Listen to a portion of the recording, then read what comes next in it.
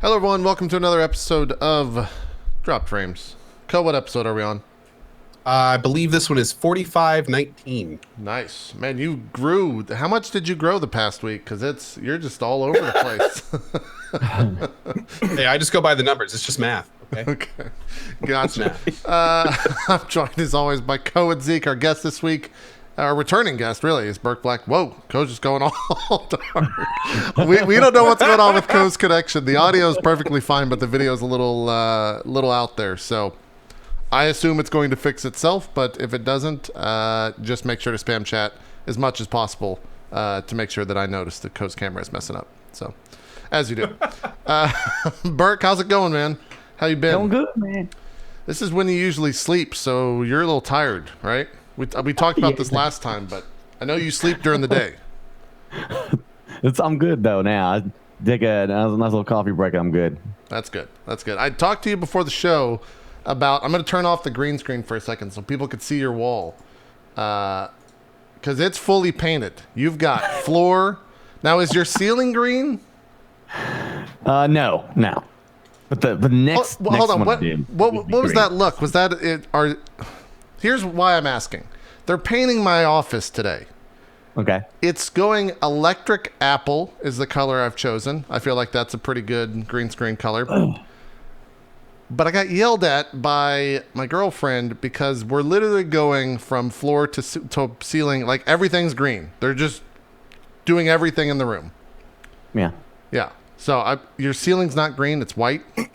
Right. Yeah, I left the ceiling white, but like my next project when I'm because I'm in the process of getting ready to move and everything, I'm gonna paint the ceiling green as well. Okay. I'm just gonna do it all. It just makes so many sense. people cry. They go like, I can see like your little camera went too high, and I can see a little strip. Someone clip this and send it to me so I could send it to my girlfriend, so I'm validated right there. That you just validated my entire past 2 days. But what's the big deal though? Is just like resale value that is the worry? I think that she's worried about when like we're gonna have like a not an open house, but like a house welcoming party or something when it's all done. Housewarming. Housewarming, that's the term. These weird normal terms. We're gonna have a housewarming party, and she's like, when people walk in there, they're just gonna wonder what the fuck's going on because it's electric apple just everywhere. Like there's even a pole in the middle of the room it's like yeah. Some will say it's a stripper pole. Others will say it's a post so the house doesn't fall. Yeah. And that's even being painted green. So Hey, JP, did you verify before you picked that color that's a chroma key variant? Because I'm looking right here. Make sure when painting an entire room not to use electric apple or vibrant green because these will not work properly with chroma key. Really? No, I'm just making that up completely. Oh, okay. I started to say a green's a green. It doesn't matter. There was that. The reason I did that was because I spent like 3 weeks trying to get a green screen working without chroma key, and it's a nightmare. It is an absolute nightmare. That was the first time I ever did chroma key. Electric apple's fine though. That one is a fine color. Yes. But if you use like greens that are not the right shade, it is damn near impossible to get them working properly, as I found out without knowing. See, I found this trick a long time ago, like 3 years ago. I was getting really upset because like some shades of green wouldn't key, kind of like probably what you're experiencing right now. And I literally it's one of those like YouTube videos where it's still got like the Sony Vegas watermark on it. Like it's one of those videos, but it's someone using OBS and they're like, just change this to like 900 and it will take any fucking shade of green no matter what and key it out. And I've always used that and it's always worked. So even if there's like some blue in there, but it's like a bluish green, it'll still key it out. So I don't know. It's always worked. Well, like you'll notice, like once you get the painted with the wall, the lighting is beautiful on it. You get a nice flat paint, and it's just gorgeous. But I'm in this small little room that's real compact, so getting the lighting perfect is bad. That's why I got like this big beam up here above my head all the time. Yeah. We put. I think I've got 6. Like ceiling mounted cans in there with the little rotating lights with dimmers on the side. Yeah. So I'm actually pretty excited for the office because I won't have to have these giant fucking LEDs in my face all the time. I'll actually have like sufficient wall lighting or ceiling lighting for that room. But Anyways, no one cares about the office bullshit. I just wanted to know because I saw that like your entire room was green, and I was very validated by that. Plus, I stand like most of my stream too, so that's like I had to have that painted wall back there, and I like to interact with it. And I'm like, hey, look, guys, there's a rocket coming. I'm looking at a green wall, but in the stream, it looks like I'm pointing at the rocket, and they just love it. Yeah. What type of standing desk do you have? Do you have an uplift? I got uplift. I couldn't be more happy with it. That's what I bought. Yeah, it only like any standing desk will wobble when it gets like really, really high. So unless you're Shaquille O'Neal, you're not gonna have any problem with wobble. This thing works like a dream. It's very well made. A little expensive, like $700, $1,000, what you're gonna be spending, but it's worth it. Yeah, I wish mine was that. How long have you been using it? I think around almost 6 months now. And I tell people, like, guys, this is I'm doing this for, to be more healthy. And they're like, well, your knees are going to go and your back's going to go. And I'm like, listen, I'm not doing it for my knees and my back. If I'm 80 years old and my knees and my back are going out, I'm happy because I'm worried about this. Yeah. The heart sitting for 10 hours streaming and my heart not doing anything. That's what I'm worried about. That's what's going to kill me, not my bad knees and my back. That's true. Cares. True statement. I brought that up in my chat once, like, I don't think I'll ever get a standing desk because, I take a break every couple of hours and I get up and I walk and I, whatever. And then it started to spark this whole debate in my chat. It's like, standing desks actually isn't that much better for you. What you have to actually walk around because that's what prevents the deep vein thrombosis from, affecting you. You got to actually move. Zeke, I had this moment. This will tie it. I had this moment the other day where I was talking to someone. I think Ann tweeted a picture. They're doing like that whole 2008, 2018 meme thing right now that you tweet. And she was like, "Oh, is it that MLG?" And I was like, "Oh yeah, I was there." And some other stories came up, and I was like, "Oh yeah, I was an asshole back then. I was chat." So we were all chat once, Zeke. You gotta just let them. We were all chat once, okay? That's where I'm going. Everybody's a doctor. Yeah. On Twitch. I was a doctor once in chat for some stream. I'm sure I was. It just, it happens. You gotta let it go a little bit, Zeke. That's all I'm saying. Yeah. Yeah. And whatever you do, don't bring up vaping and the health risks and shit like that. Don't do it. That's it's a bad plan. There's vaping in one hand and anime in the other, and then also what the best Final Fantasy is. Those three are just no-fly zones for chat. These days, one of the worst anime. Just... Go ahead. You mean just anime or cartoons as a whole? Yeah. Yeah. Exactly. It's that whole cartoon umbrella, which anime falls under, obviously. It does. Yeah. Yeah. Okay. Exactly. Anyways, we're short on time and we're just wasting it here talking about this bullshit. What games have you guys been playing? I know you finished Yakuza. Sorry. Yes. Yakuza. I finished Yakuza this morning. And you need to put a bit more of a whip on the end of it. It's not Yakuza. It's Yakuza. Okay. So again, not Yakuza. Yakuza. WNBC. Like you've been WNBC. Yes. The end is Kuza, not Kuza. That's there's a significant. Okay, anyway. So I finished Yakuza 0 this morning.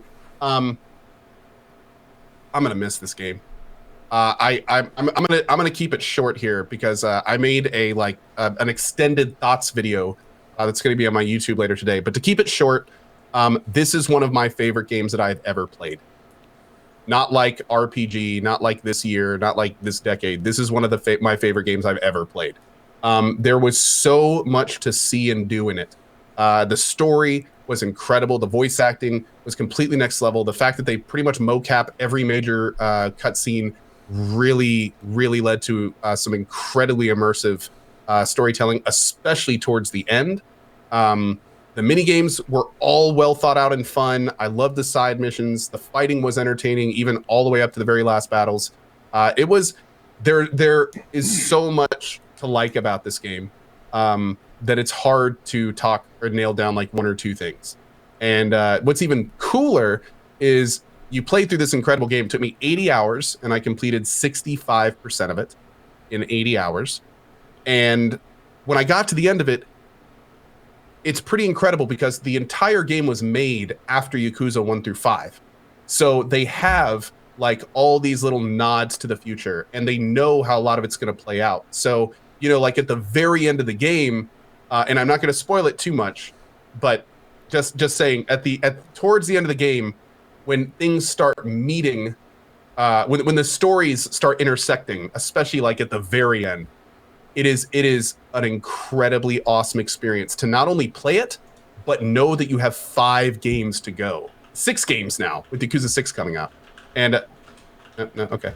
And yeah, it's cool. It's cool. I think I left something. You gonna play them all?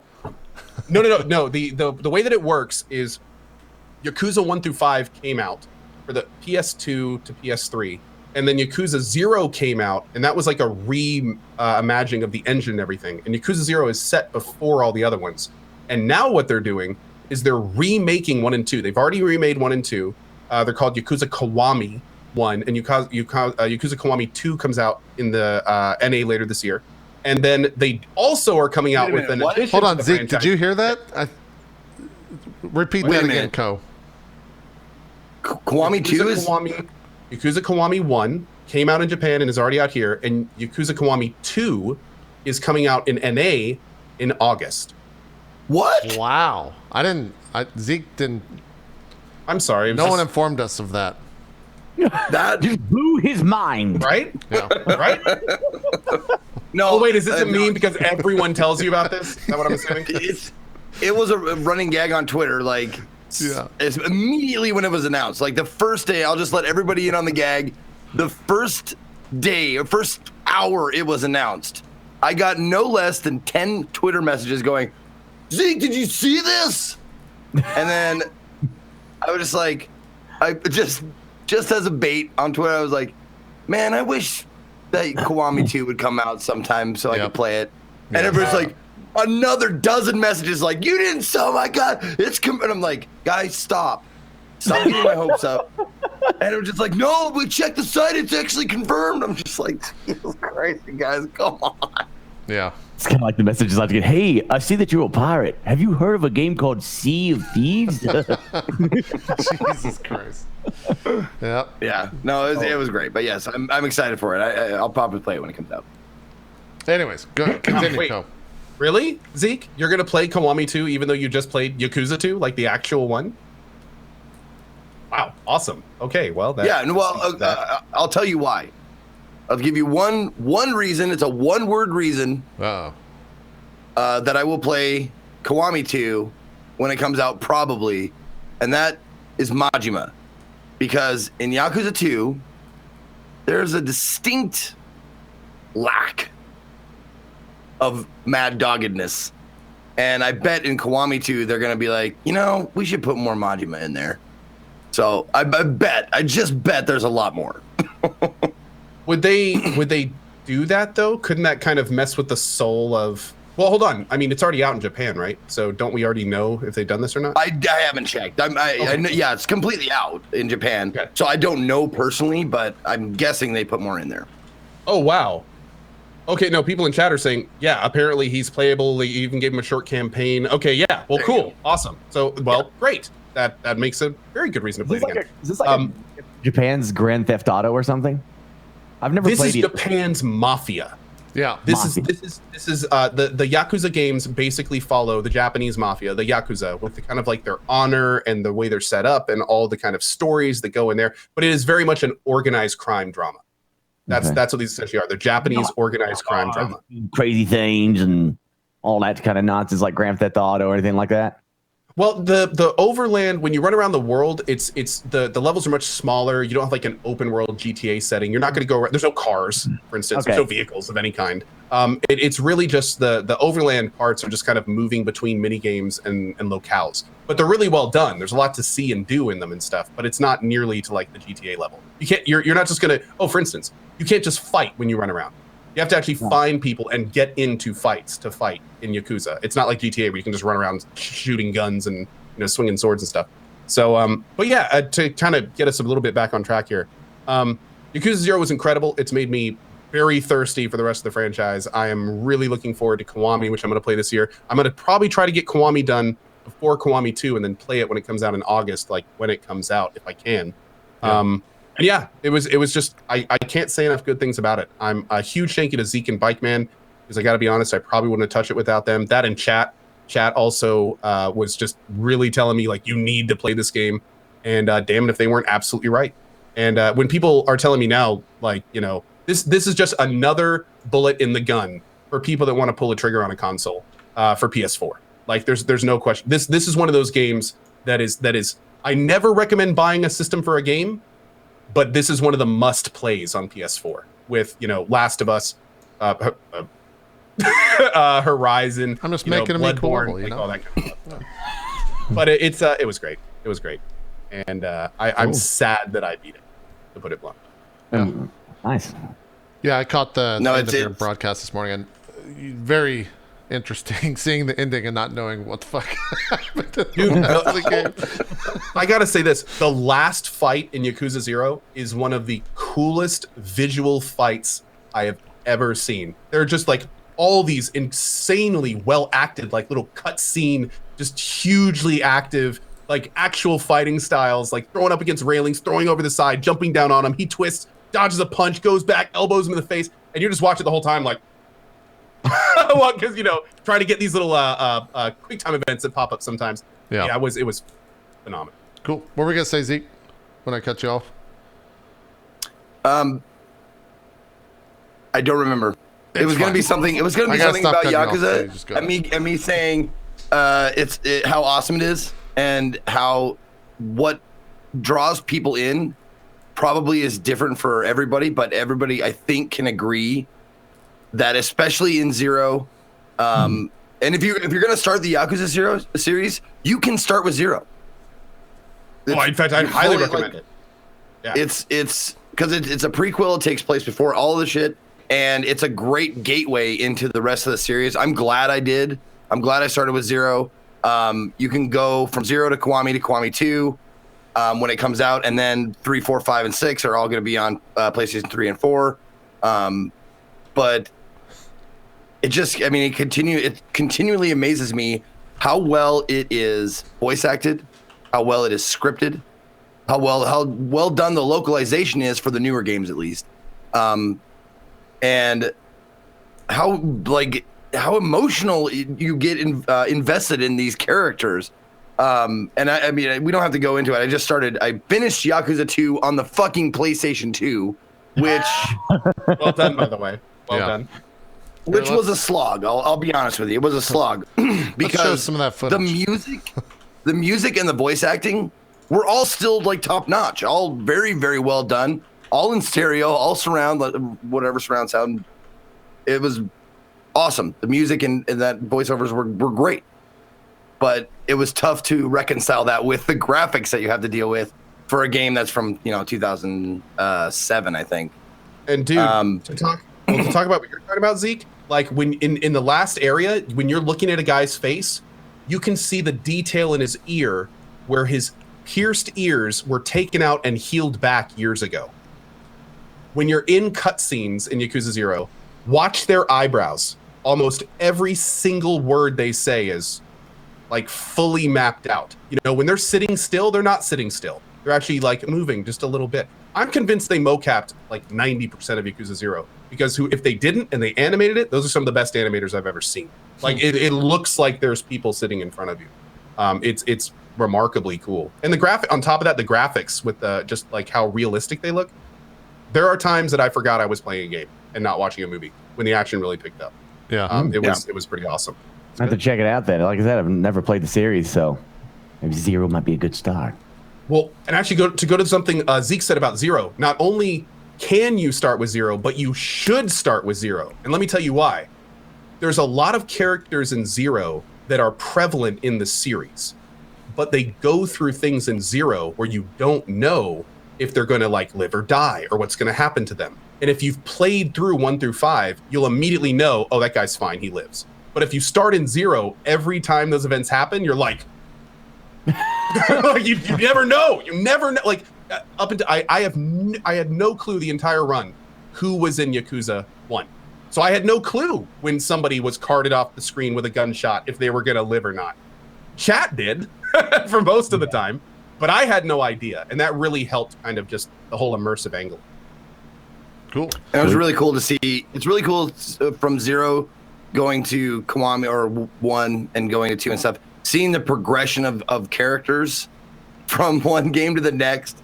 One person in particular changes quite a bit, and some people love it, some people hate it. I absolutely loved it. The seeing the changes from game to game, and how their attitudes and what's happened to them and stuff like that, and it just made me fall in love with the characters even more. And just real quick. No, go ahead. Well, I was just going to say it's baffling how this looks like 0. It just looks like 0 with worse graphics. It's crazy. Yeah.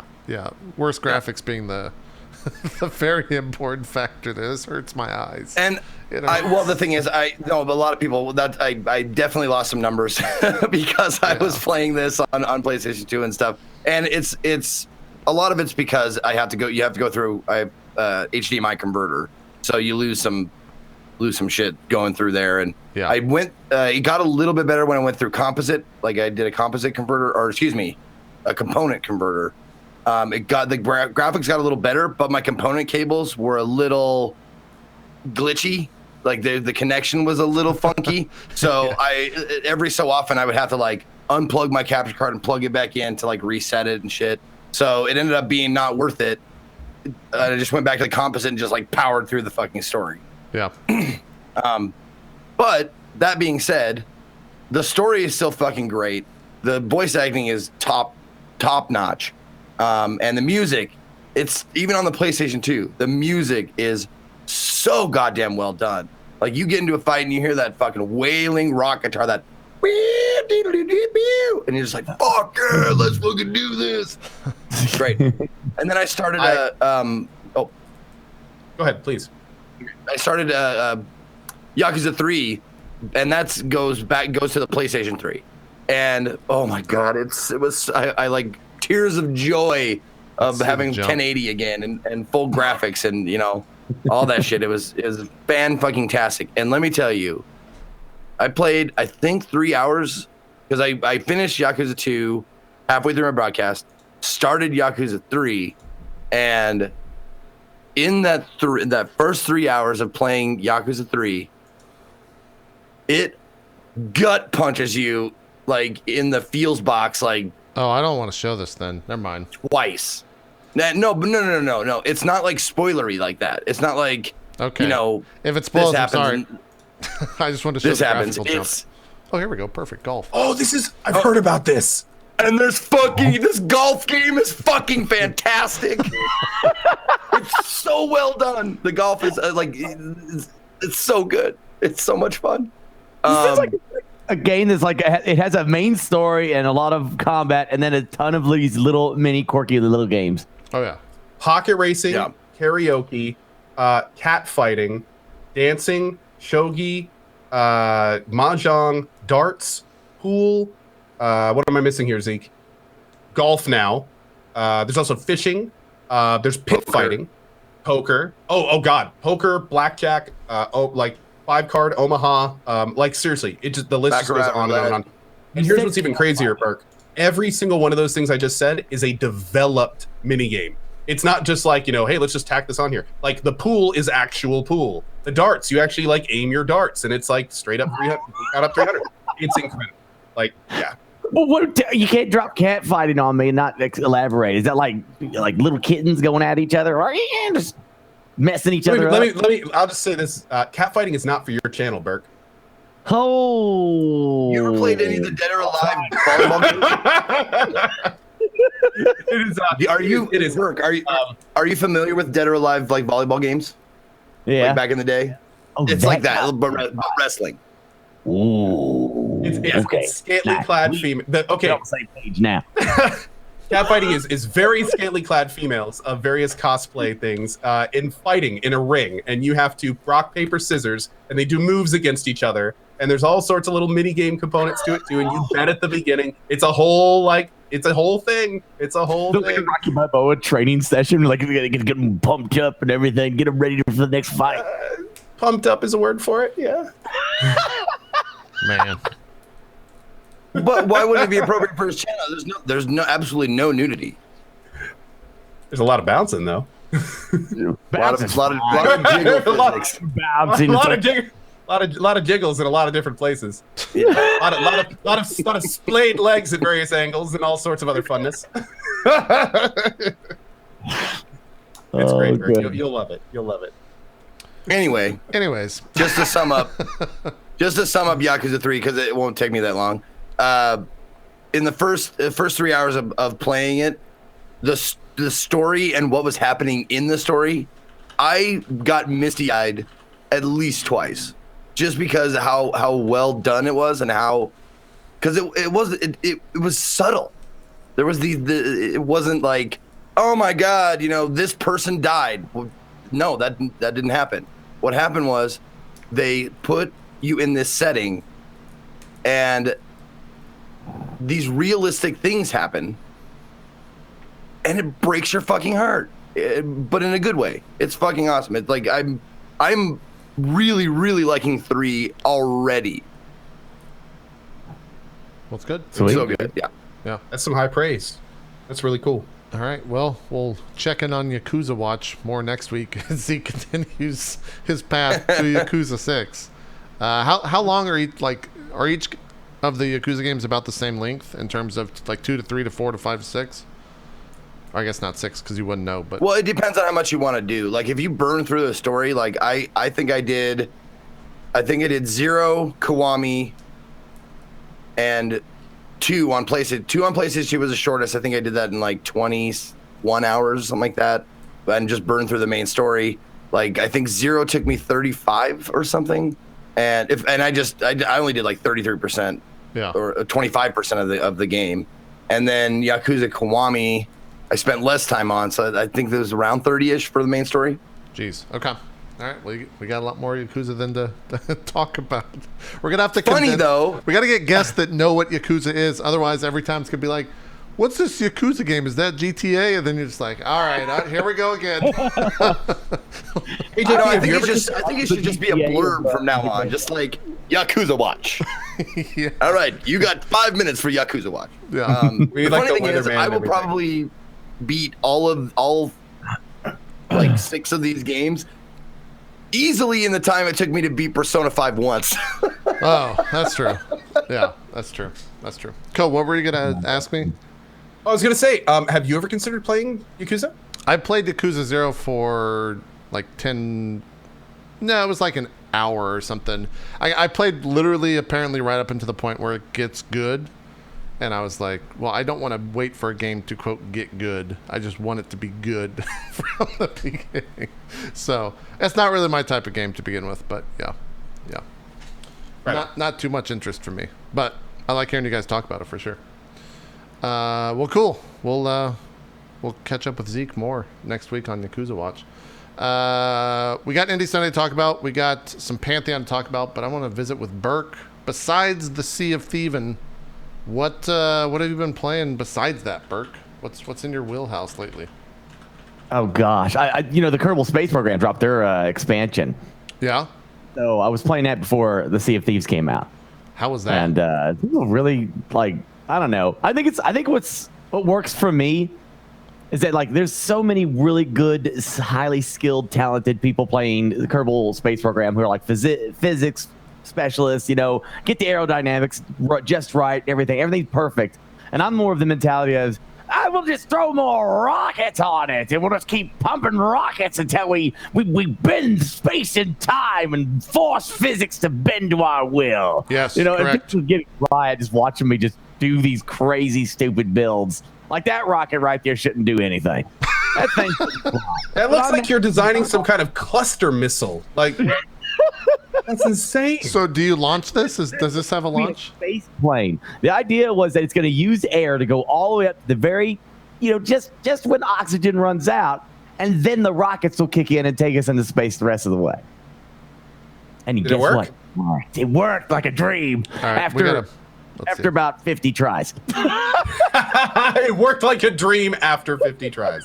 That's perfect. Yeah, can we find like remakes of? Yeah. Design. It kind of reminds me of the Destructicons that make Devastator. Like you put like all the little robots and make this one big rocket thing. Yeah, you're gonna. Yeah, there you go. There you go. You can skip ahead a little bit and watch zoom back a little bit. We got to see the entire launch. Yeah, this is the beginning. I'm designing like version 2 here because I'm like, maybe I shouldn't do this way. But then I was like, you know what? Because everyone in chat's like, the wings, you don't practice that how you make the wings, and I like, but it looks cool, so we're gonna make it look like this. Yeah, what is the chat experience when you stream a game like this?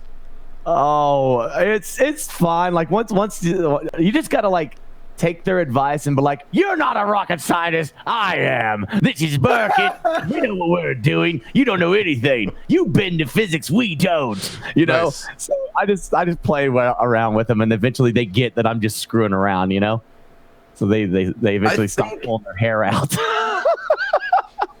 I honestly think that would be like a fucking awesome shutdown for anything while playing this game. It's like, what are you, some sort of rocket scientist? No, right? Okay. There we go. And I forget to like, you're supposed like they call it space tape, but you're supposed to strut things together if it's otherwise like it's connected to all those wings are connected to the front wing. So you're going to see it start to flap like a bird, and it's not supposed to do that. Okay. And I figured that out after the fact. But start cracking also, up here.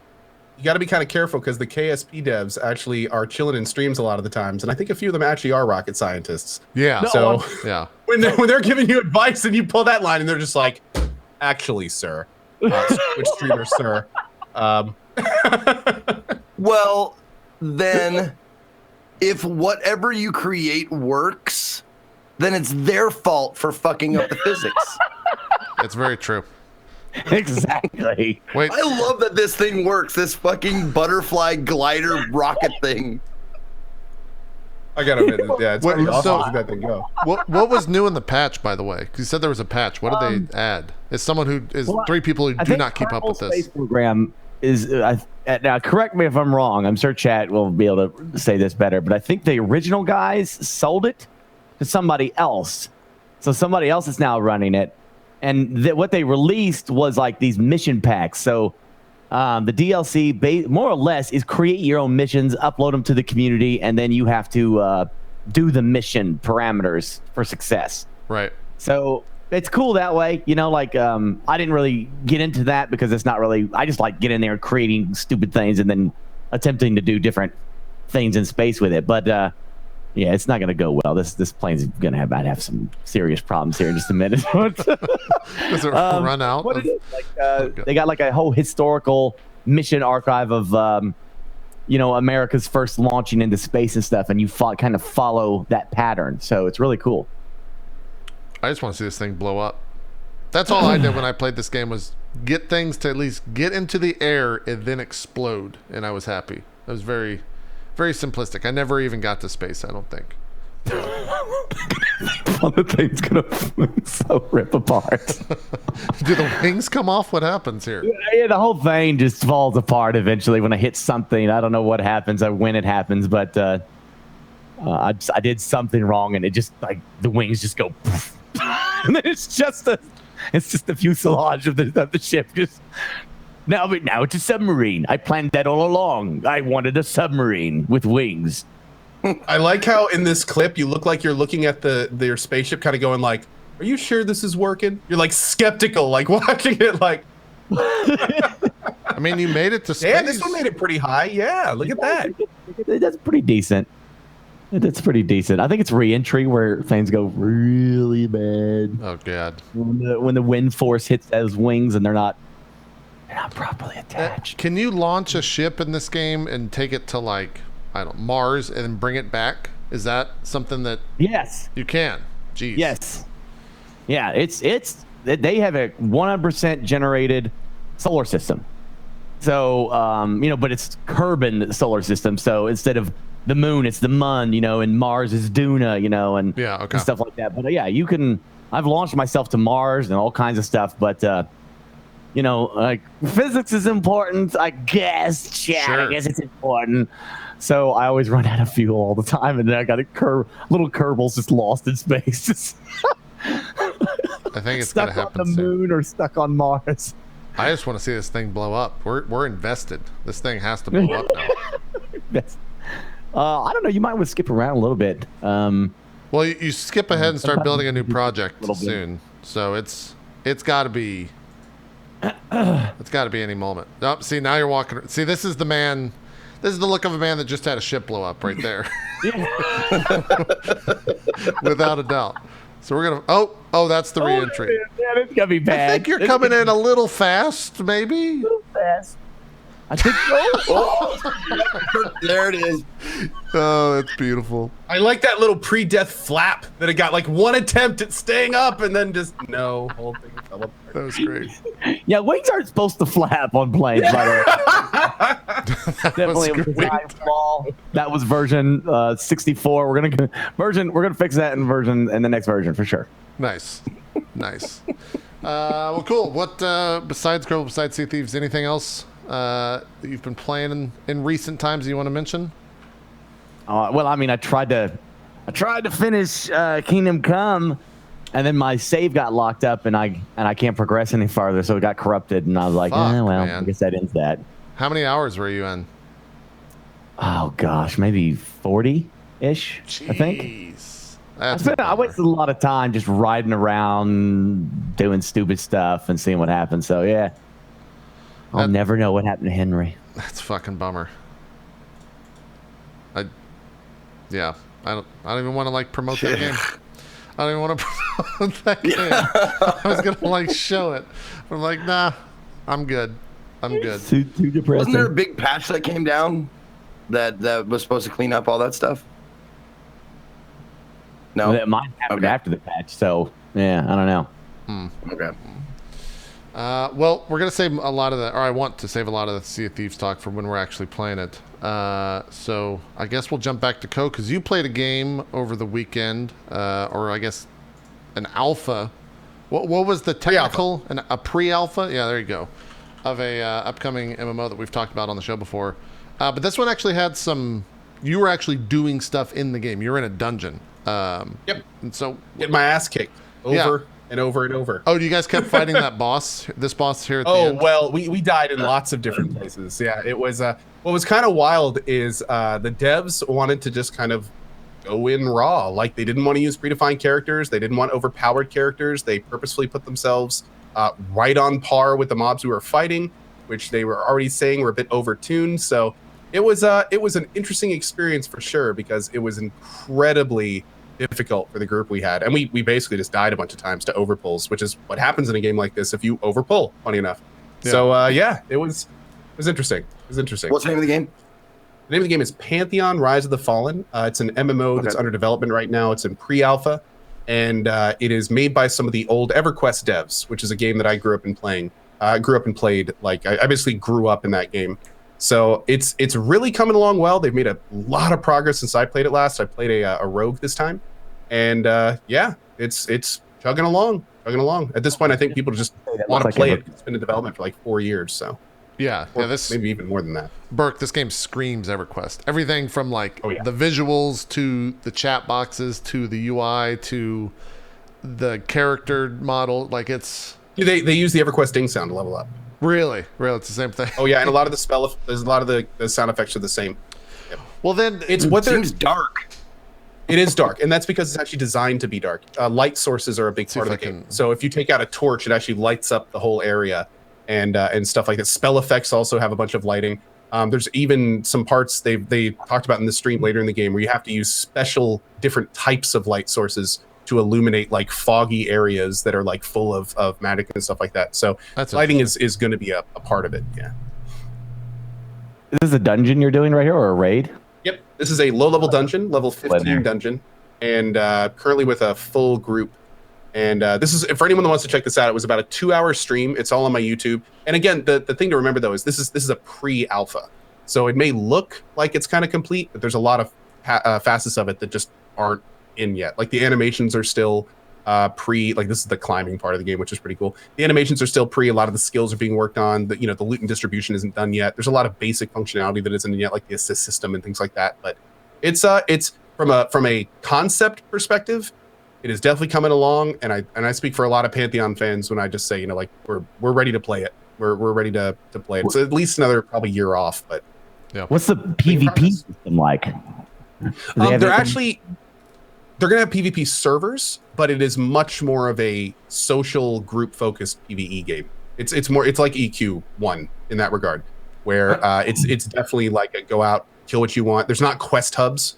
You're not going to go into an area and have a guy tell you like, hey, these 5 people need help in this town. Go tell them what you need. And then you go collect a bunch of stuff for them and then go to the next quest hub. It's nothing like that. You just go out and start killing, essentially, or kind of loosely get led to different locations and then figure out what to do from there.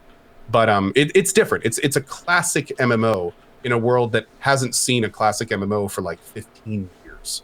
So even though it's a new game, it's going to be embodying a lot of the older MMO kind of styles and mechanics. The DAOCs, the Shadowbanes, the Anarchy Onlines, the EverQuest, the Asheron's Call.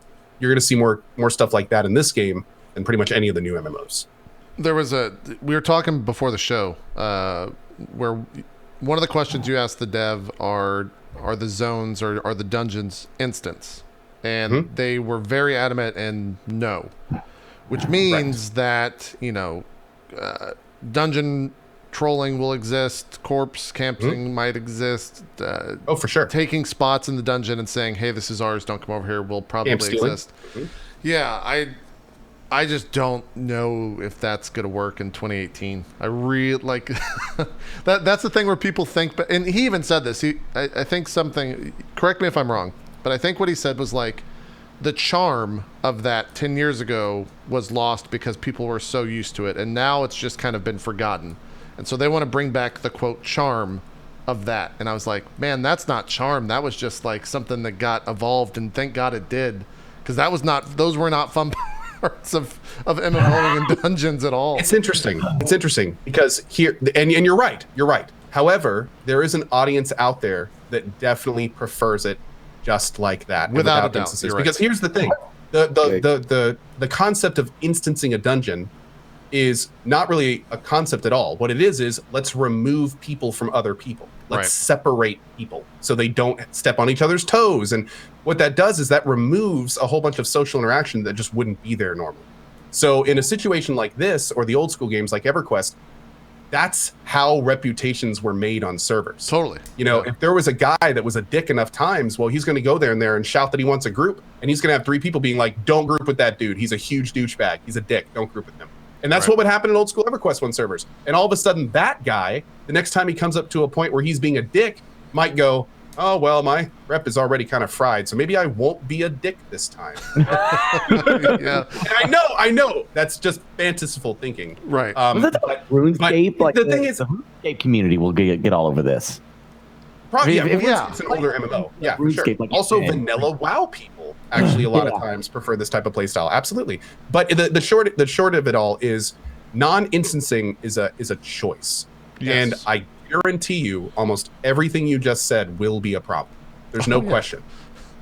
It'll be fun the first time. And then the second time you're like, and the third time you're like, fuck. And fourth time you're like, fuck this game. And then you're done. Unless you're into it. I was going to say, unless you're invested, in which case it's just another hurdle to jump in your adventure. Yeah. So you're right. And there's and again, instancing is the easy way out of that. You can just, and even more than that, is a lot of MMOs have gotten to the point where they'll instance solo content. Right. It's like, cool, you can just go play your little single player game and you never have to worry about ever grouping with other people or doing anything you want. This is the opposite of that. Yeah. This is a forced perspective, and you have a reputation. You have to deal with these other people. They're going to be there if you like it or not. You can't just make your own instance. So if you want to fight in this dungeon, you better figure out how to do it. Not only in terms of the game, but also the kind of social structure of that server. This might spark the wrong conversation, but one of my favorite things about playing Final Fantasy XI, a game where there weren't instance dungeons in that sense, everyone used the same one, was that the community was so nice, and maybe because there was no PvP, kind of had to be, but like list would form, and same in Dark Age of Camelot, like the getting on FinMT list was super fun until someone came and wiped you because you're playing on a PvP server. So like, I see the charm. I've already experienced that charm, so I don't know if I want to again. That's the only thing. I hear you, man. But and like another example on that, I played on the EQ1 progression servers not half a year ago. Yeah. And how was that? It was with the instancing rather. Specifically, I was there were instances, but it wasn't quite to the degree. Like instances only formed if a zone got X tons of people. Gotcha. And you'd still you'd still step on each other's toes all the time. But in EQ, like just 6 months, a year ago, you walk up to a camp. There's a group sitting there. Oh, hey guys, you got any room? No, cool. Can I get on the list? All right, great. You know, and then you either wait to get a tell for your invite, or you make your own group and come up. Hey guys, can you let us know when you're done? All right, cool. We're gonna go to this camp. Let us know and we'll move in. You know, we're gonna get on that queue. And all that shit just kind of organically works its way out in the right situation if you give players a reason to do it. So, yeah, it's going to be interesting because a lot of those, like back in the day, people had to work with those mechanics, so they did. And then instancing came out, and they made it so you didn't have to deal with them. And now, for the first time, we're going back to that original way, but the option to avoid them is there. So it's gonna. I don't have a good answer on how people are going to like it. I can guarantee you some people that come from instancing stuff are going to be like, what in the hell is this? Why would you ever do this? Why would you ever do this? Yeah. But then again, those are the same kind of people that, you know, may have more fun in one of those MMOs that just everything's instance and it's mostly a solo game, which like a lot of MMOs are these days. Yeah, definitely. What I really like somebody like you talk. I've played those. Like the earliest MMO I ever played was Star Wars Galaxies. Oh, yeah. And that's the one I would like to see really visited again by a serious dev team. Like having multiple planets, being able to colonize, build your own cities with your own communities, the armor crafting, going out and mining different planets for armor or minerals with properties on it to make your armor better or something. You know, yeah. I really think I would love to see somebody do something like that again, where you could create your own communities in that. I haven't seen anything like that since it crashed. Arguably, what the game you're talking about right now, Burke, some people to this day still say was the last great sandbox. I would agree with that. I mean, there was. I never even played it. Yeah, this is just from people I talked to. It had. There hasn't been one to that degree since. That game was the best gameplay I've ever had in a video game. Really cool. It's like it changed hands. You know, it's like some devs created it, and then it changed hands to the guys that were going to maintain it. And then they just started tinkering and destroying all the cool aspects of the game. Well, there was that combat patch update we gotta be like, wow. Oh yeah. The rebalance. JP. The rebalance patch ruined the game. Yeah. Jedi ruined the game too. It's terrible. An alpha class like that, you know, it's just dumb. But that's a really cool system. Like the idea of like how Jedis worked, and so the way it worked is there was at any given time how many Jedi was there on a server. I didn't play it too much, but I know it was like limited to a handful. Yeah, it was limited. But the problem was they put out holocrons and they were like, you have to master being a pikeman or something like that, and it literally overnight. We went from a place where you could walk into a cantina and it was full of people that you know. Like there's the dancer, you know, so you heal your mind. You got the band guy and he was having a good time, you know, and you socialize with everybody at the cantina at the end of questing. And now they were all AFK. Just the whole stage was full of AFK dancers trying to unlock their Jedi. Yeah, and then they literally destroyed their own game overnight like that. So it was like now it's just like, oh well, it's just a bunch of AFK people. The cantina fun, it's all gone. It's just all gone. Yeah. Now I'm remembering that. There's some pretty good PvP videos too from SWN back in the day. They were a lot of fun to watch. I love hearing you get worked up, Burke. It's great.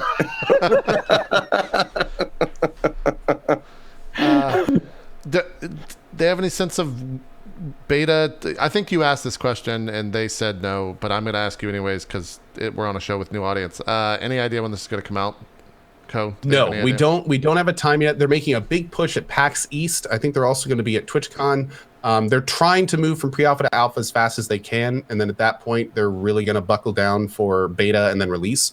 They're being very, very guarded, even with expectations. They're not even giving like windows because they are all about it's done when it's done. They're not setting dates. They're not going to release. They're saying they're not going to release an unfinished half-ass product. Like. It's going to be done. It's going to be ready, and they're going to start charging for it, as they've said, when the time is right, and they feel that that's the point to start doing it. Cool. All right, let's talk indies, Zeke. Unless you have a question, what's up? Yeah, I do actually, real quick. And we can save if we're gonna play Sea of Thieves, we can save Indie Sunday for the next show if we want to. It's up to you. I don't want to rush it. Okay. All right. Did you play with the Jim Lee? No. I was the streamer that went with this team first, and then yesterday, the 20th, Jim Lee was doing exactly what I was. So he took the place of me. Yeah, I did not play with Jim Lee, unfortunately. But for those interested, Jim Lee did spend like 2 hours with the devs, and they did go to some other locations that I didn't go to. So definitely something to check out for people that are interested in Pantheon or Jim Lee. Yeah, and we're talking about, like, by the way. The comic book legend Jim Lee, yeah. Dude, he was streaming, like, I followed him after the Pantheon thing and just happened to notice last night. Dude, he was sitting there drawing a Hulk, like, just in the creative section. He had, like, 600 people watching him. He was sitting there, like, and you know what's even weirder? Here he is, Jim Lee, drawing the Hulk. And the first thing I see when I drop in chat is some guy like, you know, you really need to raise those pecs up for a more realistic look. Oh, Jesus I was just Christ, are you that's awesome. I was like, welcome to Twitch, Jim. We're going to give Jim Lee advice on how to draw the Hulk. By the way, explain who Jim Lee is. I'm so happy to hear that. Explain who Jim Lee is for those that don't know. Go for it, Zeke. Oh, I mean, I don't know his backstory. I just know that Jim Lee is responsible for drawing like some of the most iconic characters of all times in the best. Like, he's one of the best pencilers of all time in comic books. He's drawn like everything, and he has a very noticeable style. Like when you see it, you're like, oh, that's Jim Lee did that and stuff like that. So he did the very first X-Men. Yeah. For instance, he's a big deal. To me, I always think of the Magneto. No relation to Stanley. No. This right here. Wait, how do I show this? Oh, it's on fucking don't show me Pinterest. I'm just trying to show a fucking simple image. Why are these all on Pinterest? God damn it, Google Images. Well, I'm not showing Pinterest. I guess I'll show this here real quick. Pinterest now. It's this right here. This is all of his work. Like, this Magneto to me is like... Oh, that's iconic, Magneto. That's Magneto. Like, that is fucking Magneto. Yeah. But he's also responsible for some other stuff. The funny thing is, like, I got introduced because when I got into comics, I didn't get in by superhero comics. Like, I got jumped in with like the story heavy comics like Sandman and Preacher and shit like that. Like, that was my jump into comics. I got in late, so I didn't get into comics until I was like well into high school, like getting out of high school. Like in my junior year, I finally started getting comic books. But I got my first taste of Jim Lee was actually Wildcats, which was a fucking Wildcats, man. I remember that. Yeah, shit. dude, that was my first taste of Jim Lee, and he's been around forever. But that was my first, like, this is Jim Lee. Like, someone was, I think it was my buddy DP, Sour Kool-Aid Show, who was like, this is Jim Lee. This is a legend. Fucking worship at his feet. And I was like, oh, really? I was like, oh, okay. You know what's funny? When you said Wildcats, my mind instantly went to that old animated show, SWAT Cats. And I was like, SWAT Cats was so good. And then I was like, wait, no, that's SWAT Cats. Never mind. We're good. Yeah. SWAT Cats was pretty good. Didn't they do a second season of that, like, recently? Or new season of that, like, recently, I thought? Maybe I'm misremembering, but I thought they, like, brought that back in some form. I can just imagine SWAT Cats, the real-life adventure coming to Netflix 2018. I thought that there was something new, but maybe I'm completely... or maybe it was put out on Blu-ray. Maybe that's what it was. Yeah, you can get the entire thing right now on Blu-ray if you want. What the hell is SWAT Cats? Man. What is SWAT Cats? Oh, dude. Police SWAT that are cats? They're cat. It's a whole world of cats, and two of them are like super secret agents that have like these huge planes and an underground base, so they go out and stop crime because they're SWAT cats. Team Kitten, World Police. Oh, dude, just Google it, look at the art, and just disappear. It's amazing. It was a Kickstarter, Co. There was a Kickstarter for SWAT Cats Revolution with a $50,000 goal, and it raised $141,000. Yeah. This was back in, when was this posted? I don't know where you see a date on this. October 2nd, 2017. So it's coming probably. That's pretty cool. I found the intro to the original show. It's great, man. and I'm getting hit with the biggest nostalgia bomb ever. Yeah. I forgot that at the very beginning of the show, a portal opens up over the city and a Tyrannosaurus Rex drops into it. I had forgotten that. Yep. Oh, that's good. It's good stuff. That was a good. spoiler, Co. Oh, sorry. Spoiler. Zeke, we'll go ahead and save Indie Sunday for next week then. That's and fine. double up. I saw you talking to chat on Twitch news. Was there any Twitch news that we need to bring up before we jump into some No, I didn't. things? I didn't see anything. Everybody was too Enamored with bonered up on SWAT cats. Yeah, that makes sense. Which I missed. I missed the boat on SWAT cats. I guess I never even heard of Wait. it. Okay. Yeah. It's okay to not hear about SWAT cats, but Zeke, I'm going to say 2 words to you, and I need to see this reaction. Yeah. Street sharks. Man, Son of a bitch. man, Did you even have a childhood? Here's the thing. Zeke's probably like into Teenage Mutant Ninja Turtles and shit like that. Yeah, that was in like Yeah, even old school Teenage Mutant Transformers. Ninja Turtles. Like I was falling off the kids stuff at Teenage Mutant Ninja Turtles. Like I caught the start Makes of sense. Ninja Turtles, and then I started growing out of it. My brother, who was 4 years younger than me, he was insane for Ninja Turtles. Me, I was into He-Man, G.I. Joe, and Transformers. Those were my jam right there. What about Exo No, Squad? wait. It was like a really adult style cartoon back in the day. Exo Squad, remember that? I don't remember were- Exo Squad. It was humans battling their slave race that they created, who rebelled against them, who now, even though they were justified to rebel, are now super evil, and you have to help defend humanity. Nah, and they that- used to get in giant mechs and fly around. It was Exo Squad. Look, It was we'll read your great. screenplay next episode because that shit did not vaguely exist. remember that. You made that all I up. can't remember that. I swear. It was a No, I don't remember that. I remember. die. It was like a Game of Thrones cartoon back in the day. Huh? Oh, yeah, dude. I remember this. Yep, I remember this. They had toys. I had the toys for this. I had one of them too. For Exo Oh, Squad? What dude. the fuck? For Exo Squad, they each had their own little like custom mechs that they would use. It was very. I remember much- thinking it was so dumb. It's like they're all in mechs, but they don't Voltron. Why don't they fit together? I don't get it. But yeah, it was pretty ridiculous. Zeke, one more for you. Biker Mice from Mars. I heard of it, but I never got it. Man, Never got Yuri, into that it's one. okay. That's close. It's close. No, it's a pass. I am. Aren't I quite a bit older than you? Aren't I at least like 6 years older than 4 or 5 years older than you? No, How old are you? uh-oh. I'll be A 38. lady May. never tells. I'm 38. in May. Yeah. How old are you, Burke? I'm 38. You guys are both 30. Burke, you're 38 years old? Yeah. I thought you were like quite younger 30. than me too, Burke. Yeah. That's awesome. You still got life in your eyes, Burke. That's why. Jeez. He has You his still got eye that inside. sparkle of like. I think I'm just now hitting 14, so I'm real excited about that. Nice.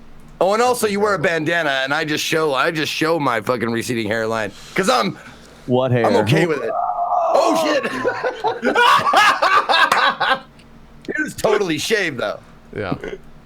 We'll get there one day, Zeke. You've already been there before, but you'll be. No, what about Inhumanoids? You guys remember Inhumanoids?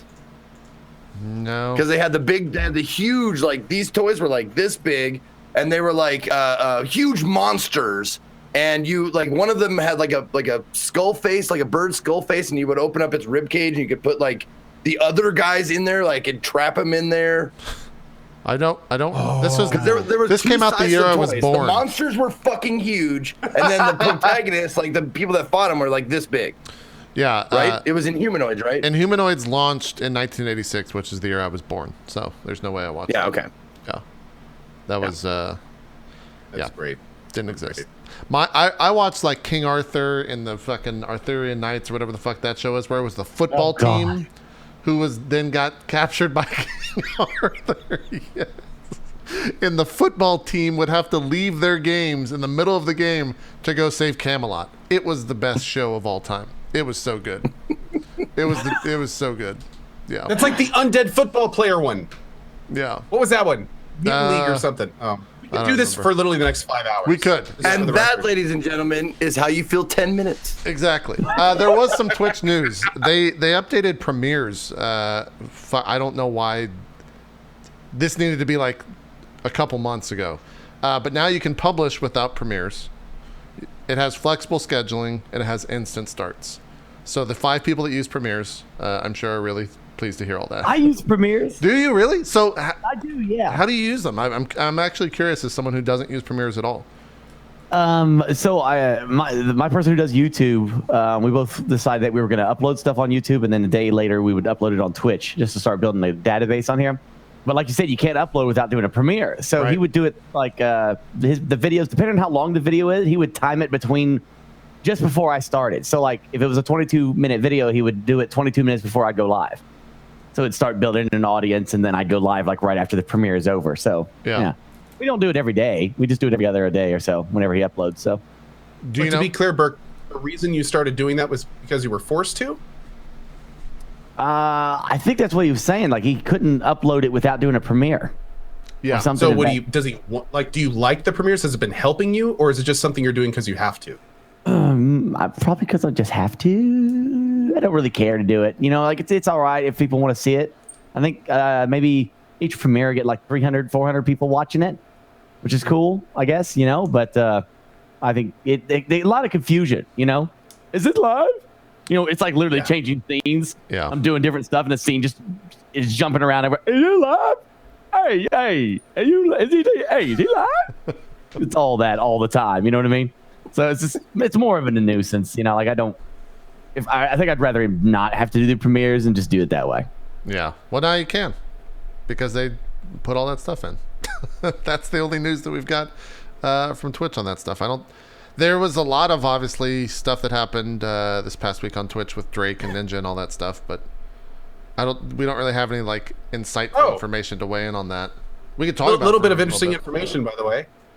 So there was a lot of confusion over the Fortnite program and how it was generating subs and stuff like that.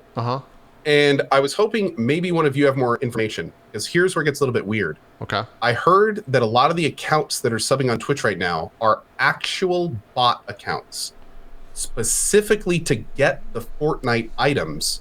And then here's the new stuff, to sell the Fortnite items on eBay. Really? I mean, now I can't confirm this. I don't even know if you can trade items in Fortnite. I don't play the game, but if that's actually what's going on, like for a while it was just like, oh cool, a promo and lots of people are subbing to channels, that's great. We didn't really think it was being botted. We just thought it was people that were spending their sub that they got because they got Fortnite items. But then this whole like and I'm asking you guys more than anything else, like, it's so hard. Can you sell this stuff on eBay? Is it randomized? Like, what? I've been trying to find more details and haven't had too much luck. I think on the Fortnite buy the account and then sell the account is what they're saying. Oh, you sell the account. Oh, you sell the account. The Fortnite account, the Epic Games account. That makes sense. Oh. I guess that's one way you could do that.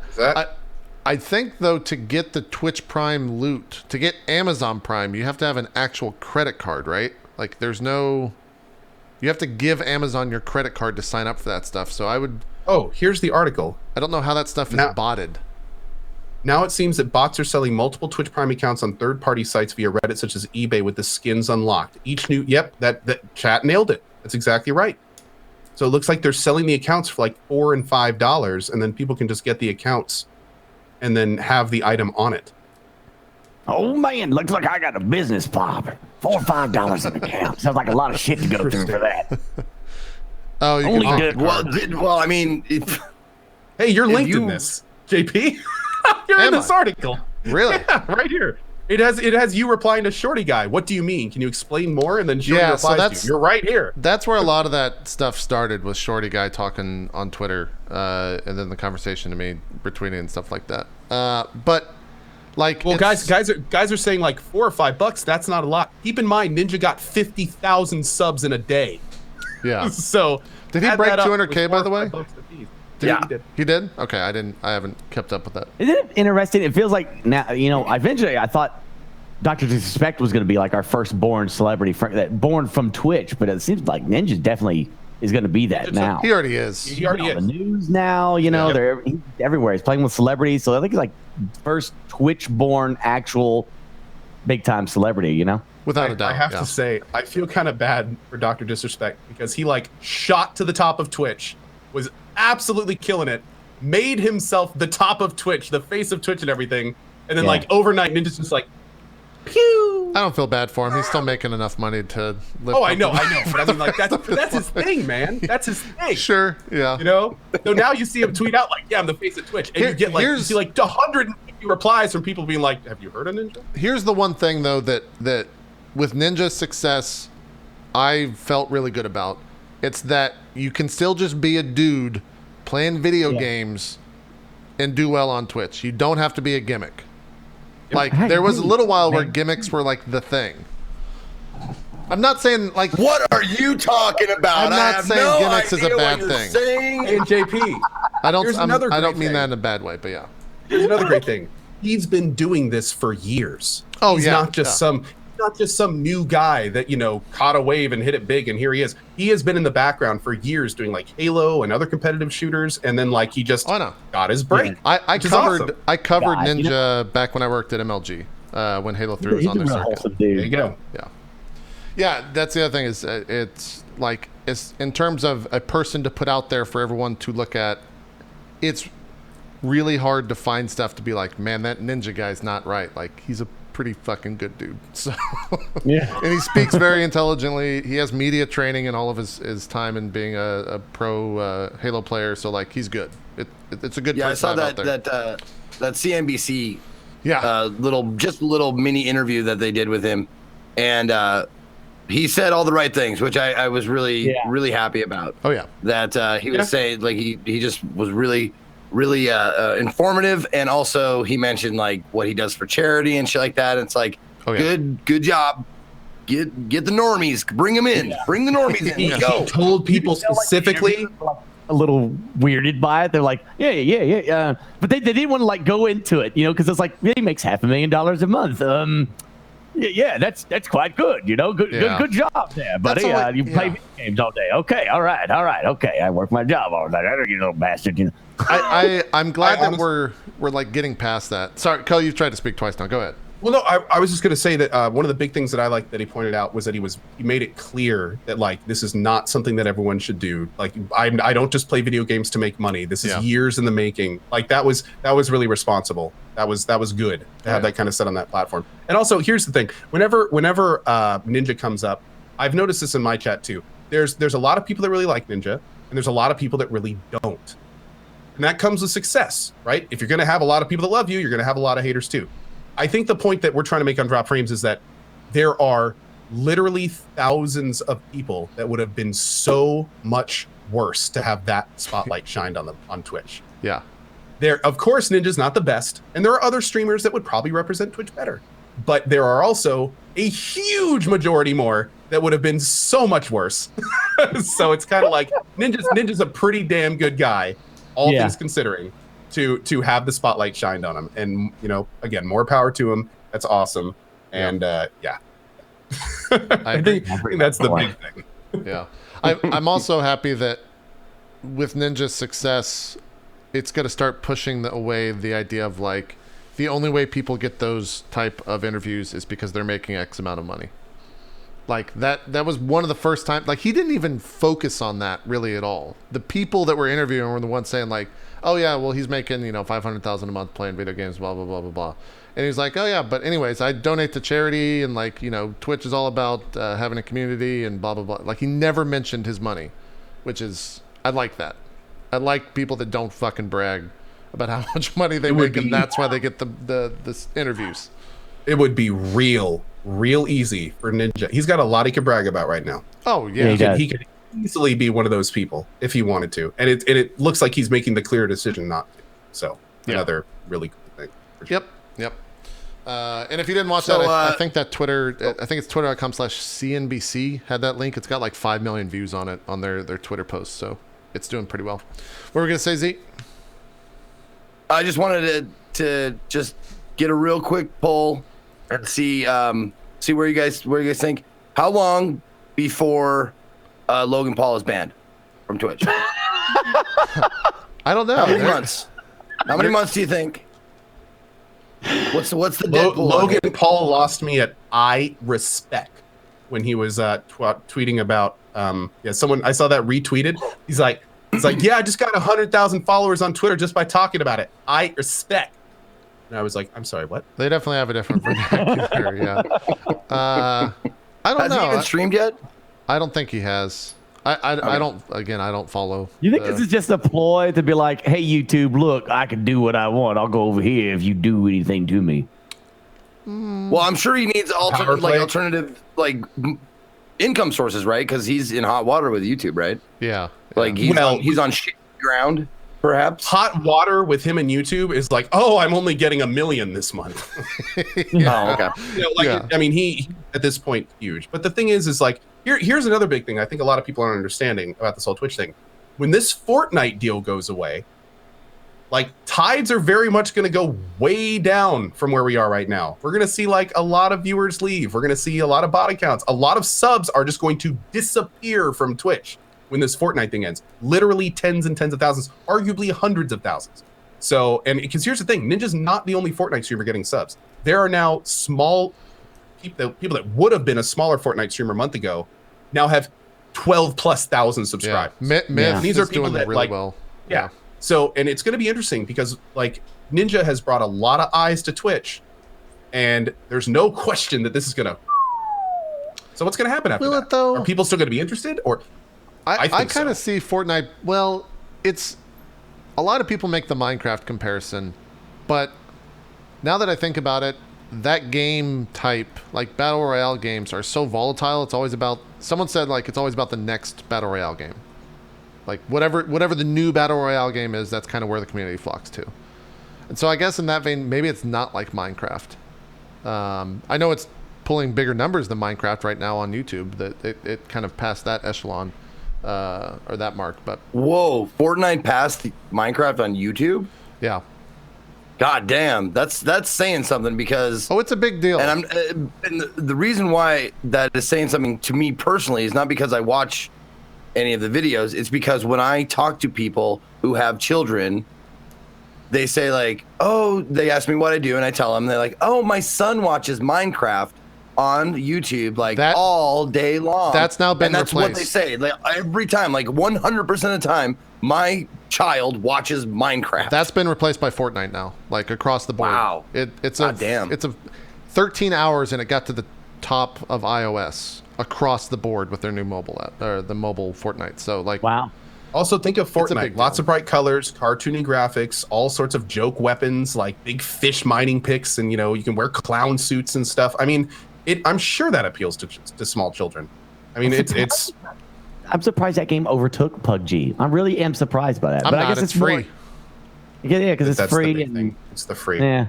I thought it was hilarious. Two things were hilarious. One, that Epic launched its mobile the day after they played with Drake, because that was just a shit ton of media. And then two, PUBG launches its mobile game like 3 days after that, and apparently it's out there.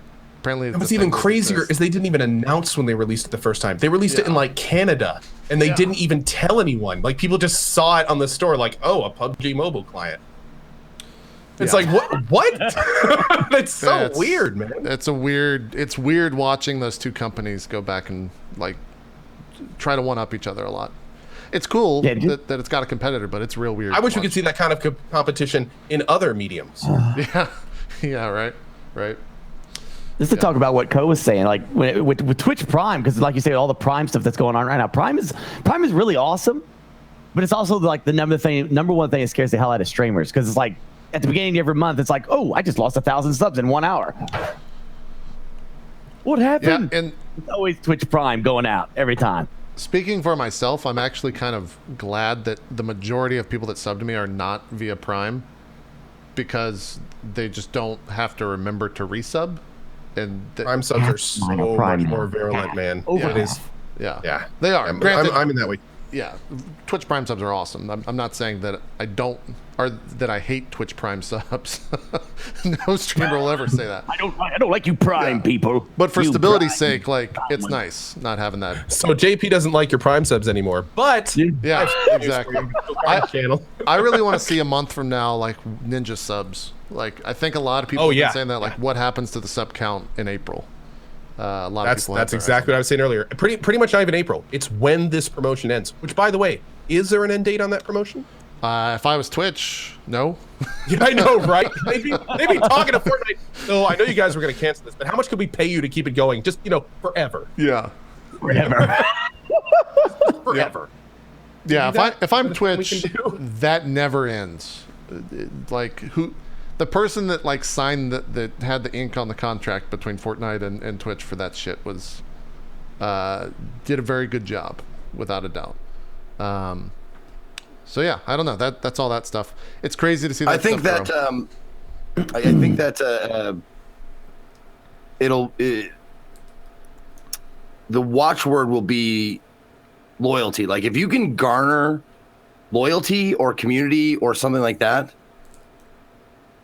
you will see less swings with the Prime stuff. Yeah, I'd say that's true. But I think also too there's a number, like a viewership number, where people will just subscribe with Prime because they want to see their name on a stream, not because they want to necessarily support that broadcaster. It's just this person has X amount of views. That means that my name will be in front of X amount of people. I'm going to go ahead and drop that sub, even if the streamer's I've not seen it reading more for out names. emotes. Yeah, emotes work as well, for sure. I've talked to many Prime people that just use their Prime to get emotes around Twitch because they normally can't sub to anyone. So they're just like, what emote set do I want to use this month? And they just kind of go around and do that. Yeah. I found myself constantly thinking about the past 2 weeks, like, I would really love exit surveys for subs, and that's something that I think we've said on the show for so long. Yeah. But just like, I guess from Twitch's point of view, like, how do you, because people, I guess it's if they actively go and like not sub, but for a Twitch Prime, it just goes away. So there's no way to like force a survey in there to a subscriber for when they move channels. But I don't know. Hopefully we get that stuff. I had somebody in my chat last night like complaining. He was like, I hate it when streamers bring up Twitch Prime all the time. And I was like, there's a reason they do that. Yeah. Because once you say it, once you go, hey, how about that Twitch Prime? You get like 10 instant Prime subs right there because people going, oh, that's right, I have a free sub that I haven't used. Yeah. That's why they do it. That was my favorite part of Ninja's stream, by the way, when he was live with Drake. He had like 600,000 viewers, and he muted the mic to Drake and the other people he was on the call with. It's like, by the way, guys, if you have a Twitch Prime sub, feel free to drop it on the channel. About 900 subs in a second all dropped it in the chat. And like on Twitch, the chat across the board stuttered. Like there was a hard like 14 or 15 second lag between like Twitch Prime subs occurring and then actual chat occurring. That was really cool to see that, for sure. What were we going to say, Ko? I don't remember. God damn it. You guys got to start remembering when I cut you off what you're going to say. Or I'll just... No, you know what? It was as far nothing. As, like, this is... I had a great idea. You brought up something about exit questioning after you... I would love that if we could have access to something as streamers when people like... And I'm not saying Prime subs. I'm saying like if you have a sub to a channel and you choose to cancel it, I would love it if there was just like, you know, like 6 little tick boxes and you say, the reason why I'm canceling my sub is because of one of these 6 reasons or none of the above or something like that. Yeah. Like I'd love that to see the reasons why people have stopped like subbing to me or whatever. Cause it would definitely help me, you know, it would give me more information, and more information is always good. Patreon has that stuff. Too long. I don't like your hair. Yeah. Unfair. Yeah, what I would personally like, and I think would be very beneficial to us, is if we also got locations and home addresses, so I could actually go out and knock on their door. I've noticed you've watched a lot of me, but you only sub for a month. Same what's answer. Going on? Same answer to what Zeke just said. Patreon gives you both of those. You know, you get home addresses and you get exit interviews. So here we go. Now they're really just kind of, they're doing all the right things. Oh, they do. Okay, if they do ask, do we get access to that as streamers? If they ask you why you canceled your sub, do we get access to that? Oh, so Twitch already asked that? I was not aware of that. I guess. If they do, like, why don't they give the streamer whose sub got canceled the information rather than Twitch? Or both. Give it to both of them. Well, here's what's even funnier, Zeke, if you think about it. What is Twitch going to do with that information if they don't give it to us? They're not going to. Are they just going to store up like, hey, a lot of people think this dude sucks. Yeah. Like, we have proof and metrics. Like, why would they even take that information if they're not going to give it to us? Probably goes. You're right, actually, because if you do cancel a sub, it does pop up a little thing exactly like JP said. And it asks you if you want to cancel those subs. So, and I think there is even like a place you can type in, Zeke, if I remember correctly. But yeah, it's what do they do with that then? I was not aware of that. A lot of that probably just gets into a giant pool, and then it gets filtered out by like Twitch issues. It gets sent. Not like, man, this guy's a real big. Yeah, exactly. Yeah, it's not just like, I don't know. I'd be curious to see where that info goes. You want to know why they're unsubbing though? Like, it's going to be something like, I didn't like that JP said he didn't like my favorite game. I'm unsubbing. But you can filter those out yourself. Like if you're a halfway intelligent person, you go like, I don't like his beard, and you're like, well, anyways, I'm not going to listen to that shit because my beard is glorious. The exit interviews that occur on Patreon, when I read them, are unbelievably helpful. Because like Zeke said, you filter them, and some people will write very long reasons why. And like detailed reasons on Patreon, like, hey, it's not X amount of content because I use this for how much money I want to spend a month on Patreon, and you missed XXX or YY, and some of the other people just like, I just don't like this content anymore, which is totally viable. But it's better than like, why is my sub count dropping? I have no reason. Like, I've streamed 20 hours this past week, but subs have gone down, so I've lost 300 subs in the last 3 days, and they've been great streams with great numbers. Yeah. What the man? Yeah. Like, no, but it's interesting because some of that feedback is invaluable. Like for me, like a lot of people remember, like I have a soundboard. I used to use that thing nonstop. I thought it was great, like a radio DJ, right? Well, over the years, over the like months, I started really asking, like, hey, what do you guys think about this? Give me feedback. Started getting private messages and stuff. Took me a week to realize, like, oh shit, I'm way overusing this. Like this is way too much. And sure enough, I like starting about a year ago, I started breaking everything back. Now a lot of my sounds you have to like, actually the chat has to activate. And dude, that feedback was invaluable. Like that's the kind of stuff that can help shape a stream into something that more people will enjoy. But from our perspective, a lot of times we just don't see it. Yeah. Like we think we're doing great, or we think we're doing something positive, and we think we're adding to the show. And then it takes 100 people going, you're overdoing it. To be like, oh. Get the bubbles. Like, okay, well, see here, yeah, but it's crazy because like a lot of times casters think they're doing extra work to like make things better. But in reality, they're kind of screwing things up because they're not, looking at it from the right perspective or stuff like that. And that's when feedback, man, it's invaluable. Definitely. I'm afraid that if I put out a question like, what could I do to improve my stream? That 90% of my responses would be something just shitty and sarcastic. Like it'd be like, not be there, like I literally just take did this. The cam off you. Yeah. We just got done doing a feedback. I said, type exclamation feedback and tell me what you guys think. And there was no, I didn't hold names, so I don't know who's saying what. It really wasn't as bad as you would think. Like the vast majority gave like legit feedback. Now, of course, you got a couple guys in there like, it was you were just gone, and it was just the game.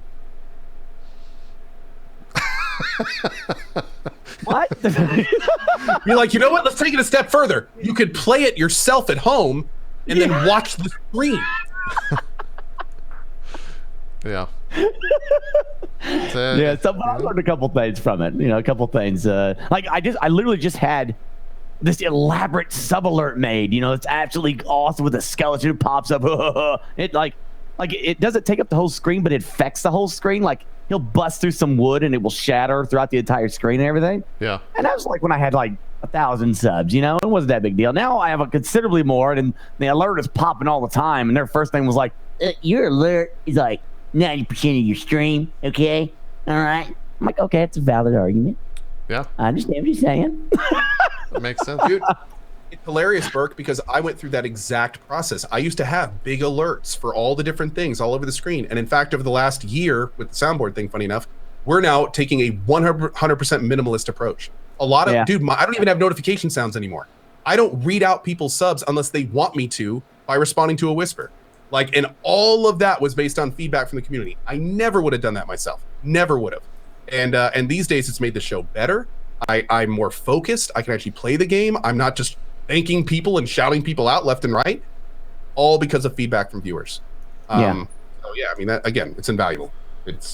And I'm sure what's going to be funny is watching how you deal with that, because you're going through the same path I did about a year ago. So like, I'm kind of watching you frequently and being like, I wonder what he's going to, because that's kind of an obnoxious alert. So, man.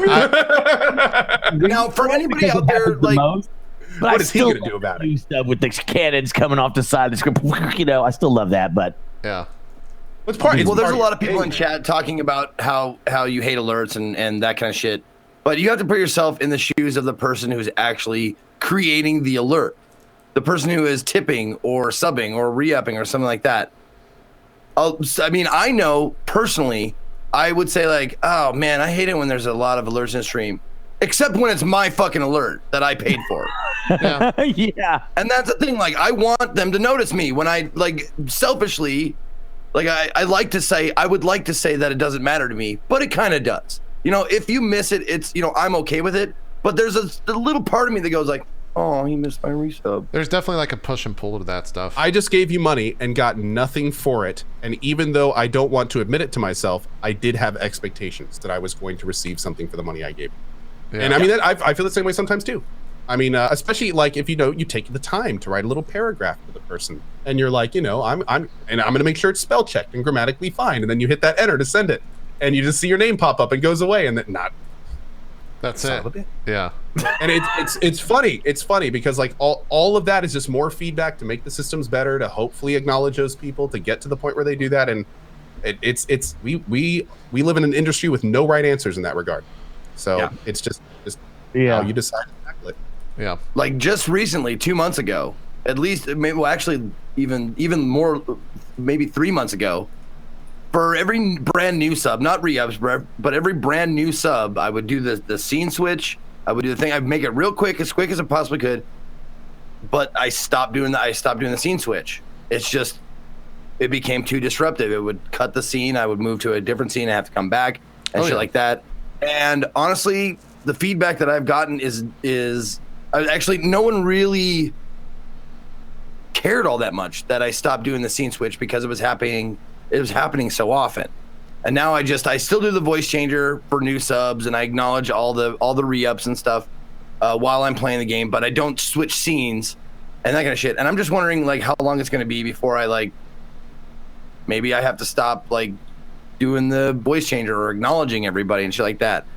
I like acknowledging people, but every time I do it, if it happens in quick succession, like 3, 4, or 5 things happen, it's just like, I know people are watching and I don't want to interrupt everything 5 times in a row. God, I'm sorry.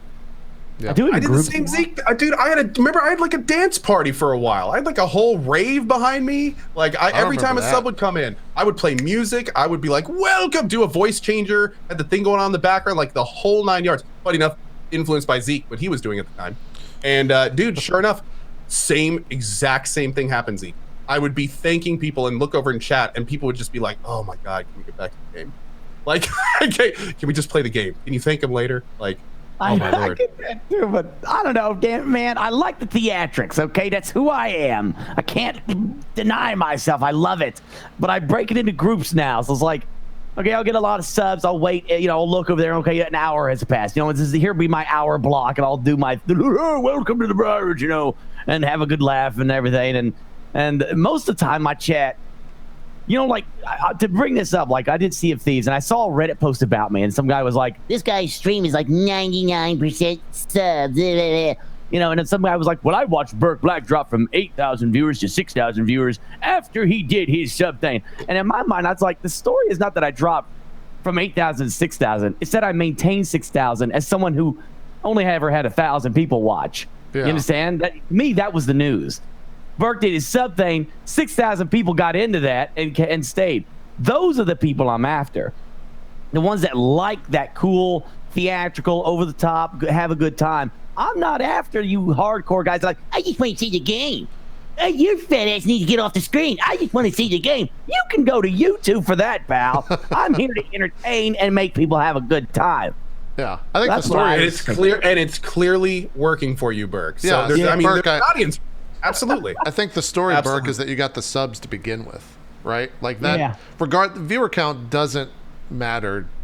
It matters, but like subs are worth more than a view, in that sense. So if you drop 2,000 viewers, but you make 50 subs, well, that's a fine trade-off. Like that's perfect trade-off. I kind of look at it like I'm just clearing the field. These are like 2,000 people that weren't there. They don't give two craps about me. They're not going to stick around no matter what I do. Yeah, exactly. Hold on, chat. Let's clear the field. Let's do our sub stuff and see who sticks around.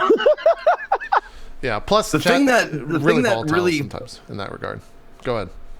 The thing that really sticks in my mind, the reason why I have kept doing it the way I've been doing it and acknowledging everybody is because if I kept them in a group and grouped them up and like once an hour or once every 2 hours or whatever, like to set aside some time to thank the people who sub, tipped, and all that kind of shit, I'm afraid that they'll be gone and they won't hear me thank them. I want them to hear my gratitude. And I'm afraid that they'll have like dropped in for like 15 minutes and been like, here's my re-up, nice to see you, bye. And then they won't hear me like, all right, about 2 hours ago, this person gave me $5 and I want to say thank you very much. And they're gone. It's just like that's on me, I guess. Yeah. Just have your bot whenever someone subs, just say your bot like, hey, Zeke might not thank you right away, but maybe in 20 or 30 minutes when he does a group thank you, he'll do it. There you go, you're covered. Somewhat. It's not the same thing of thanking them, but yeah, then they got to wait around. Anyways, we could talk about this all day, but we got some Sea of Thieves to play and talk about while playing. So I think we'll do some shoutouts and then split off to our own channels. Figure out how to. Is it easy to group up in that? Are we gonna have a hassle? Zeke, have you started Sea of Thieves? I guess is what I should ask. Yeah, I have it right. It's running right here in front of me. Because there are some. But issues I haven't with jumped it. in. I don't know how to make friends and shit. If you want to. I don't either, so we're gonna have to get Co and Burke to figure that out for us. I've heard it's not the best. Can I just say one thing? Sure. Before we start, Retro Gaijin is not a PUBG streamer. He is a variety caster who does some IRL stuff. Now we can let the meme die. Okay. Okay, clip that and send that to Retro now. Okay. I have set the record straight. Retro's that Fortnite streamer, right? Yeah, I think he streams Fortnite. Yeah, he's a Fortnite. Yeah. Yeah, he's the Fortnite guy. Yeah, he just started streaming Fortnite. Yeah. But Fortnite's not retro. I don't understand. No, he is a morning streamer that mains mostly BR games, but it's Fortnite right now, I think. Yeah, Fortnite player. So, let's do some. I don't get any flack. I didn't do it. Wow, Burke, way to start a new retro meme. Yeah, Jeez, man. Jesus, he had just gotten over the PUBG stuff, and now as a Fortnite Here player, comes BurkeBlack, just making a ruckus. Christ. Oh, just real quick before we go, did anyone catch the Mr. Rogers thing? Oh yeah. The trailer or the Twitch thing? Well, the trailer and the marathon. I saw the marathon. 800 and some crazy amount of episodes of Mr. Rogers on Twitch. Yeah. I better see 50,000 of you little bastards in there watching Mr. Rogers. Is it live right now? Is it? I don't know. What I watched the trailer for the movie and it's awesome. Oh, it's a tearjerker. It looks awesome. Yeah, the movie's gonna be fucking fantastic. Oh yeah. Yeah, I'm trying to figure out what the site is that has, or what the link is for Twitch. Oh, it's just twitch.tv from Mr. Rogers. Yeah, it's live right now at 1700. That's not enough for Mr. Rogers. That ain't no Bob Ross. That stuff kind of died down after Bob Ross because I think they just started doing it so often. It wasn't. It was a real cool little different thing at the beginning, and now it's just regular. Yeah. Now they do it all the time. Now we have an always on category, so it's just like. Yeah. I'm not sure that's the case. I honestly think that Bob Ross aged well. I think Bob Ross aged well. Like, I don't think Mr. Rogers would age well. I don't think that Julia Childs aged well. Like, I don't like that. No, I'm just saying the shows itself. Like, you could watch Bob Ross in 100 years from now and go, that guy was a good painter, and that's all it is. It's just watching a very calming, soothing, zen person paint shit amazingly fast, amazingly and quickly. And Mr. Rogers would be talking about subjects that not necessarily maybe are relevant anymore. Yeah. Or I was just laughing. Also, Mr. Rogers is definitely angled towards younger audiences. Like, pretty that too. Bob Ross is every audience. Sure. So that's like, it doesn't matter what you do, you can like Bob Ross. That makes sense. Do they have Mr. Rogers emotes though? I think so. I'm looking at his channel right now. Let's see. Yeah, he's got 5 No, and that's the emotes. thing. Like, when you loved Mr. Rogers, you were young. 7 emotes. Yeah. Was it the Power Rangers thing big on Twitch? I remember my viewership took a hit during that marathon. It was somewhat big, but it was also incredibly heavy promoted, and it was basically just because there was a movie coming out and they wanted to do PR for it. Okay. Yeah, these emotes aren't. The emote is Rogers, capital Q, Queen, capital S, Sarah, BW, capital. It's a little long. That's just a tiny bit long. Rogers, capital X, capital T, V, capital O, Al, BW. That's a little, I guess, black and white in color. Twitch chat, it hasn't popped up yet. Yeah. Yeah, I don't see many subs in the chat itself. Oh, no, there are. They're just hearts. Anyways, go check it out. Twitch.tv/Mr. Rogers if you want that. Let's do some shout-outs here, and we'll break off and do some Sea of Thieving. Zeke, start us off. Yo. Hey, everybody. How's it going? Thank you, Burke, for being here. And I'm pre-thanking you for holding my hand through Sea of Thieves, because I've never even played it. Not a single second. I've watched a little bit of it, but I'm looking forward to it. So thank you for that ahead of time, and thank you for being here. Co and JP, always thank you for being awesome co-hosts. Ezekiel the Third, Ezekiel_III on all platforms, Twitch, Twitter, and YouTube, if you want to check me out there. Announcement, I am going to be leaving on March 29th of this month. I'll be gone from the 29th till April 2nd, because I will be hosting Score Wars is what it's called. You can go to scorewars.com. I will be hosting that. It's old school, like, cabinet video game competition. Mainly the big draw is that they're going to have the best Galaga players in the world to play Galaga fucking live on Twitch. So I'll be hosting that in Santa Fe for Meow Wolf. That's happening on the 29th. So if you want to check that out, that'd be awesome. But I'll remind you next time. So that's all I got. See you, and thank you. That'll be pretty cool. Code, do some shout outs. Sure. My name is Ko. Thank you guys for watching today. Big shout out to Burke, and as always, a huge thank you to Zeke and JP. My name is Ko. You can find me streaming every single day at 8 a.m. EST. We've got Nino Kuni 2 starting on the 24th. Maybe I should be diving into some Tyranny this weekend for a little promo. We also have Far Cry 5 on the 27th, and another game that I've been super hyped for that I can't talk about yet that I may be getting access to at the end of March.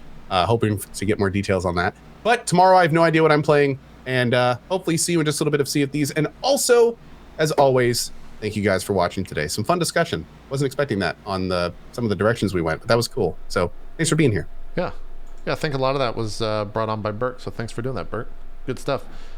Do some shout outs there, Burke, then we'll split off into some Sea of Thieves so you can give me and Zeke the, I don't know, whatever pirate drug you want to use here.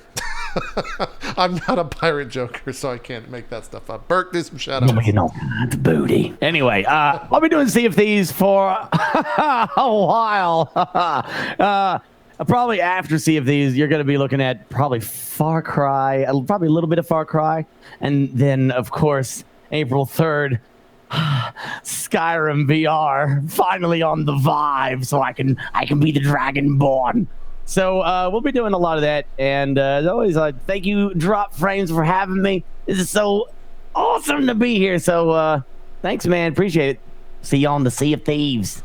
Good stuff. That'll do it. If you're watching on YouTube, everyone's going to be streaming, so you can go watch your respective streamer if you want to catch up on or catch the Sea of Thieves stuff.